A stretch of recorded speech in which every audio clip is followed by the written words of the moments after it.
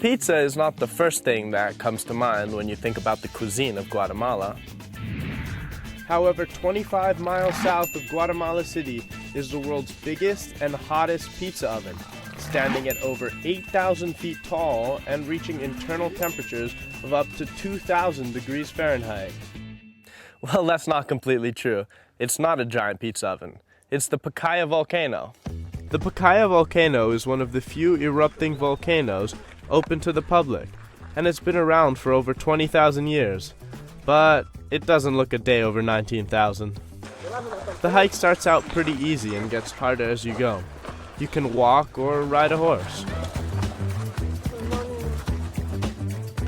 Along the way, there are scenic views of Guatemala's other volcanoes.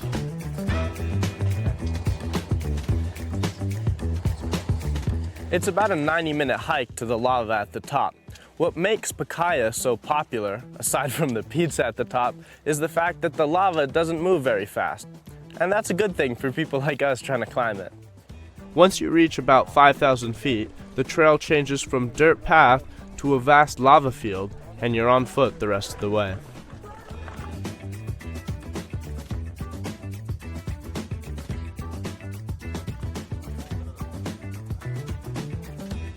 David.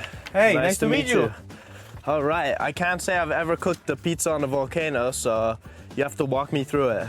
Yeah, this is pizza Pacaya, only in the world. What do we start with? Start with tomato sauce. All right, beautiful.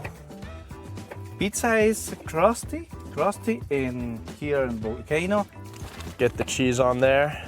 Yeah, this cheese is mozzarella. Beautiful. And I have other cheeses. It's queso. All right, heavy-handed with the cheese. I like that. Yeah, it's full cheeses. What do you prefer the toppings? Let's go. Salami, prosciutto. Chorizo.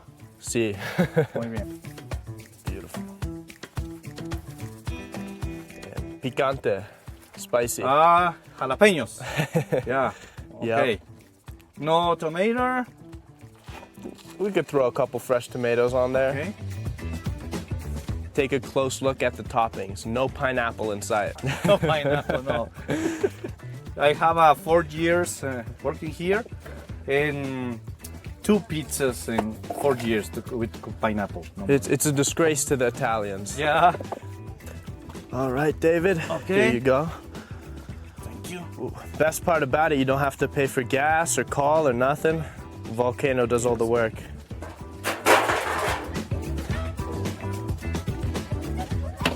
It's the good stuff. Are you hungry? Yeah, of course. I burned so many calories on the way up here. Okay, moment. Sizzling. The moment of truth. Wow. A little rocks, eh? That crunch, yeah. Yes, crunchy.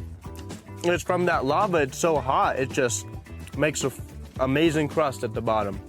It's gonna sound cliche, but there's an earthy taste to it too.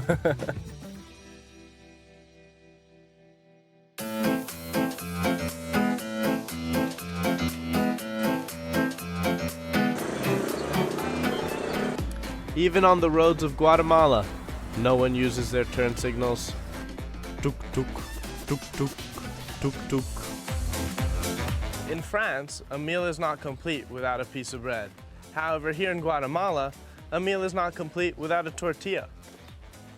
Here in the mountain village of Chicharrones lives a Mayan family famous for their skilled craftsmanship. Today, a Guatemalan historian is going to walk me through how the family's authentic tortillas are made. Moses, what makes a Mayan tortilla a Mayan tortilla? We have 3 ingredients basically that we use to make a Mayan tortilla. We have, for example, water, we have limestone, and of course, corn. If you have a girlfriend and you want to marry her, your mom, she's going to call her and she's going to do a test for her. She must to make a perfect tortilla, like the one that she's doing it, and then she is going to taste it. By hand, By no hand. tortilla press, no cheating, press, okay. Nothing, just hands. And if she makes a perfect tortilla, then you can marry her. She's the one. And then she is going to take you to her father. And then he's going to give you a big trunk, an axe, and you must cut it. If you cut it, you're the right for her. If not, you cannot get married. It's not the glass slipper, it's the tortilla. No, it's the tortilla. There you go. You know that the best tortillas are the ones that actually you take it directly here from fire. Straight off the Straight oven? off the fire. All right. How do I do just this? Just take one. All right. Then you can put a little bit of salt in it. Make Then a little you salt can do taco here? Like a little salt taco. Okay. And then you can just taste it. And the flavor that you can get really when you combine salt and corn, it's so tasty that you understand why in Europe, people, they eat bread, but in Guatemala, we do tortillas. It's a very rich, smoky flavor to it when it comes right off the stove. Getting engaged by making a tortilla sounds a lot more cost-effective than buying a diamond ring, and not to mention tastier. Before leaving, I made sure to check out the authentic Mayan masks they have on display. This one over here is especially scary because it looks like my English teacher.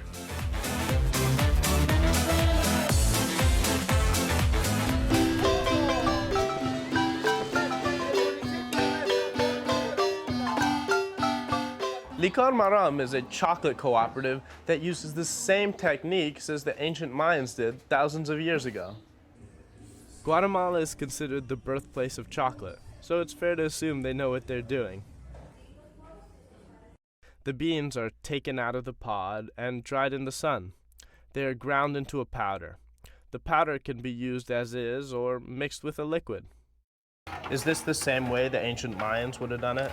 Yes, it's the same process. And after this, we separate the seed of the shell. This process is by hand and one by one. So no machinery involved? No use machine, only by hand. And this 100% pure? It's 100%, All right. It's pure cacao. Is it good? It's not sweet. All right, let me try it. It's very good.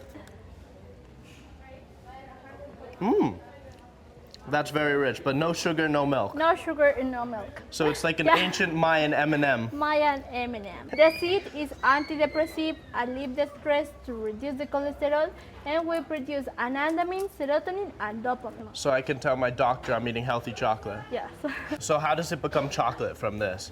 Okay, the next process is the grinding. Normally we put the seed here like this.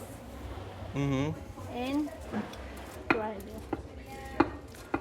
All by hand. All by hand. No use machine, only this, the Maya machine. Can I give it a try? Yes.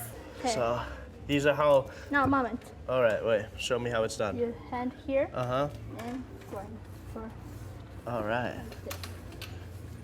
And if I do it long enough, I'll get a Mars bar? for 1 bar.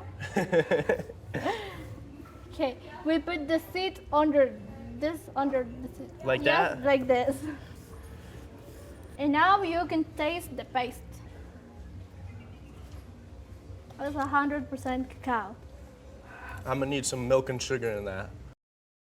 Next, she explained the different types of chocolates they made, but I had a hard time following.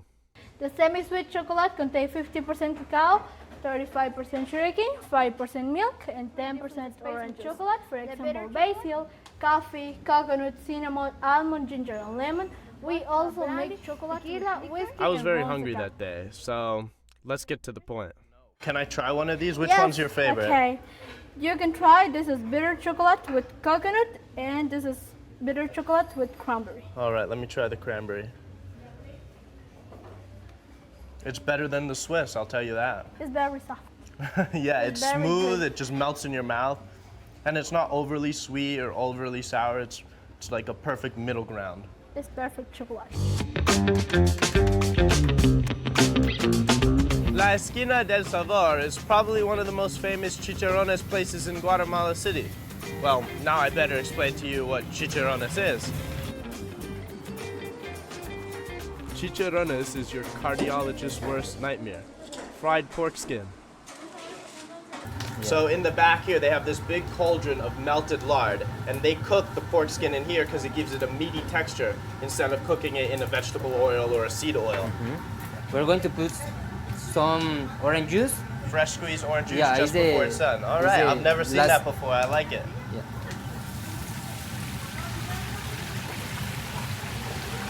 Little pork fry juice. Yeah. How do you know when they're done? And you see, The bubbles on top? the bubbles is because it's It's finished. ready, okay. Yeah. Woo. Final seasoning, a little bit of barbecue rub. Yeah. Oh, I smell that orange. That orange juice. Woo.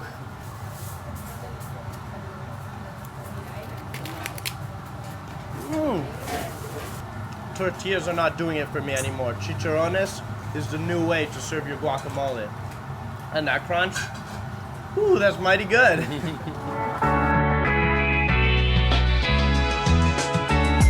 Before coming to Guatemala, I made a couple phone calls and asked the locals where I should go eat. Cleo's, which is a French fusion restaurant, was on everyone's list. The place opened in 2015 and is owned by a brother and sister, Olivia and Roberto de la Fuente. So what inspired you guys to start a restaurant? Our grandmother, she always was cooking. We were always very close to farming. Olivia and Roberto decided to show me their Guatemalan twist on a classic French dish, sous vide duck. They season it with ground cumin, coriander, fennel, and a pinch of pepper. Okay, now the sear. They cook it skin side down on an open flame to get the flavor, and then to the flat top where we get that crispy duck skin. Meanwhile, Olivia's preparing homemade sweet potato puree, which is just a fancy way to say mashed potatoes. So here's where we divert a little from the classic French recipe. What type of chocolate are you using? Probably 70% chocolate. And this is a mixture of sesame seeds, pumpkin seeds, and dried chilies. Chile guaque, chile pasa, and the main ingredients on a mole. And is this your creation, this sauce? It's actually a reinterpretation of a local sauce with a French technique. Okay, I think we're done to plate. You can see it's a good sear. Yeah? Beautiful. It's medium. Pink inside, Pinkish, yeah. crispy on the outside. Yes. Olivia can now plate it. Ahorita vienen los chiles secos a Oli. Chocolate sauce. So we're gonna Finish it a off with that little bit. chocolate.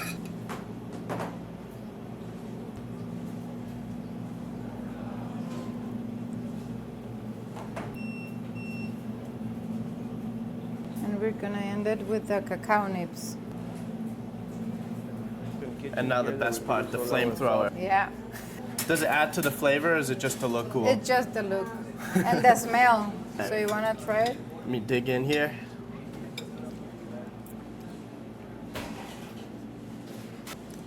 Formidable, as the French would say it, right? But that's beautiful. I would never guess chocolate and duck to work, but it does. Yeah. I cannot say anything about it. It works. It's a great dish. Thank you. You guys killed it. Thank you. Before I left, Roberto and Olivia showed me their secret cheese factory. Into the cheese dungeon we go. Welcome to our cheese cave. This is not the room for the lactose intolerant here. Not at all. What type of cheeses you got in We're here? actually ripening. We do like European style cheese, and this we're gonna test to see if this one is ready to go for sale. It's blue cheddar. It's the cheese tasting machine. Yeah. There we go. Beautiful. Smells like Very blue cheese. It's very meaty. Watch Take a out! little It's very. taste. It's a little sharp on the point. Strong. That's Yeah. a forte. Yeah. That's a great flavor though. The city of Antigua was built in 1549 as the capital of Guatemala. It was the colonial headquarters of all of Central America, but an earthquake in 7073 flattened the place, so the capital was moved to Guatemala City. Some of the original historic buildings survived the earthquake, and many others have been rebuilt. A lot of Antigua's history is shaky. One of the buildings that is still standing is Casa Santo Domingo. It's a hotel and a museum with a fabulous restaurant, and the chef has a suspiciously tall hat that may or may not have ratatouille inside. All right, chef, next dish. Looks like you got some wild salmon there. Yeah, we have a salmon. Show me how it's done. Okay. We start with the Fish broth, Fish, yes. You could use it for the risotto. onions, olive oil. Only with olive oil. All right. We use that with The aromatics, we're putting aromatic, it here. yes. A touch of garlic. We need a little bit of olive oil, a little bit more. The risotto, we pre-cook. We put some wine on here. Because if you don't put wine, you put wine here. I love to make risotto. This is one of my favorite dishes to make and to eat too. eat too. It's a win-win. It's time to Put add the risotto wine. in. But the risotto have it. White wine. And pre-cook the risotto and mix. And the first time you have to put a little bit of salt, not too much. A little bit. Like this. And start with the stock. And we're letting the stock cook down now, Yes. When you make risotto, you have to mix. so it Pay doesn't attention. clump up. When the stock Reduces. you have to add more stock. All right, I'm grabbing a tasting very hot. spoon too. Bacon. Don't leave me out on It's this. very hot. It's my favorite part. Now, this is more flavor. It's very hot. It's very hot. That's good already. Next, chef preps the fillet. Salt, pepper. We have to need to put the salmon like this. Skin down. Add a little bit of butter. Butter. Butter here. Don't Maybe it's too much, but baste the salmon. it's for taste the salmon and for cook in that way, like this. Butter baste the salmon. Beautiful. Have to do like this. The skin is already Check the skin, make sure it's crusty. it's crusty, eh? Other side. And maybe here. And put it back. In the puree we have a sweet peas, mint, basil, parsley. Vegetable puree. Yeah, vegetable puree. Now we have a very nice color. And let it cook down. Yes, a little bit of salt. The risotto is almost ready. We have to Let the flavors simmer Let the down flavors and run. condense. a little bit of butter and Parmesan cheese. Okay, the risotto is ready. Very good. You have to do like this. The sweet peas. Bring Okay, it over. add the risotto. Put it in a dish. Beautiful dish. Look, the risotto is very pretty. Very pretty, eh? We need the salmon now. On top the risotto. This is lemon butter. Torch to melt the butter. Melt the butter. Just a little bit, like this. Beautiful. Just like a steak. Just like a steak. Put some microgreens. Garniture on top. And that's it. Chef, if it tastes anything close to how it looks, you got a good dish going. Yeah, I know. Do you want to try? Let's go. Let's dig in. It's okay? Many chefs would say a cheesy risotto and fish wouldn't go together, but what can It's I good, say? it's You good. did it right. It's a very good It's combination. a good dish. One of the most interesting steakhouses I've ever been to is Hacienda Real here in Guatemala City. The architecture is fascinating with little hand-painted tiles covering the walls. And most importantly, there's a bar just focused on selling tequila. And as soon as I'm old enough to drink it, I'll come back here. So he puts that fat side down so it renders. Exactly. So that's actually going to give all the flavor to the piece of meat. The reason why they're cooking it like this, that is a special recipe, like the secret recipe of Hacienda Real. So they have like a special sauce actually that they put. What's in the sauce? ¿Y qué tiene la salsa? Más que todo a base de tomate, They're using cebolla, like tomatoes, onions. He's not going to give us the secret ingredients. cilantro. I don't think so, because actually he's like laughing. You He's see? laughing, he's smirking. Yeah. Tomatoes, onions, and a few other things. Yeah. Just a little bit of salt, you know. Some chefs say that the less you touch it, the better it'll be, but I see you constantly moving it around. Tell me about that. He learned that you must to put it on the fire on every side, so you will keep it a lot more with flavor. Cooks evenly. Yeah, exactly. It's ready? It's Yes, ready. término medio. Look at that. It's delicious. Ooh, he's going with the sideways Yeah, cut. that's amazing. Término medio. Medio, perfect. Look at that. Beautiful medium there, and then the fat strip there. Look how it rendered down. It was huge before, now it's tiny. Mmm. Suave. You like it? It's 11 o'clock, but it's never too early for Steak Chef. Beautiful charcoal and the fat rendered down perfectly. Cooked beautifully. Did a great job. Gracias. Gracias, Chef. Gracias.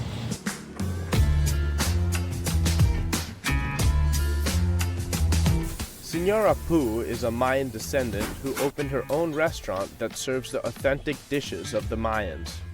The ancient Maya ruled Guatemala about 4,000 years ago, so that means the dishes she's cooking are also about 4,000 years old. It's nice to have a family recipe that predates the fall of Rome.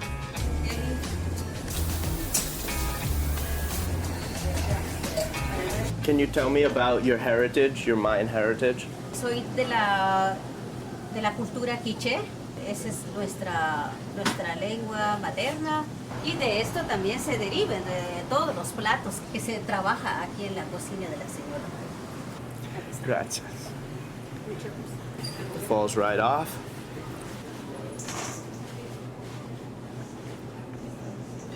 Wow. I'm ready to go build the pyramids. At the south side. I hope you enjoyed our trip to Guatemala and that you'll join us next time for What's Cooking, right here on your local PBS station. I'm Nicholas Wolf.